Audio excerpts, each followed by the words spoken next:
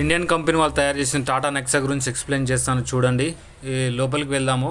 So దానికంటే ముందు key ఈ విధంగా ఉంటుందన్నమాట. పైన లాకు, కింద అన్లాకు, లెఫ్ట్ సైడ్ ల్యాంప్కి సంబంధించింది, రైట్ సైడ్ ఏమో డిక్కీకి సంబంధించిన బటన్ ఉంటుందన్నమాట. లోపలికి వెళ్ళి చూద్దాము. లోపల రైట్ సైడ్లో డోర్కి సైడ్ మిర్రర్ అడ్జస్ట్మెంట్ ఆప్షన్ ఇచ్చారనమాట. అది మనం గమనించుకోవచ్చు. సీట్లు ఈ విధంగా ఉన్నాయి.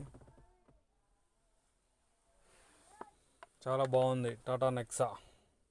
సో వెహికల్ స్టార్ట్ చేసి చూద్దాము. స్టార్ట్ పుష్ బటన్ దీనికి లెఫ్ట్ సైడ్ ఇచ్చారనమాట. చూద్దాము. వెహికల్ స్టార్ట్ అయిపోయింది. స్పీడ్ మీటర్కి సంబంధించి మధ్యలో ఉంటుందన్నమాట. దీనికి మొత్తము ఇచ్చారు. హీటర్కి సంబంధించింది, టెంపరేచర్కు మనకు పైన డిస్ప్లే మీద కనిపిస్తుంది చూడండి. ఏసీ ఫ్యాన్ అడ్జస్ట్ కంప్లీట్గా ఇక్కడ బటన్ ఉంటుంది.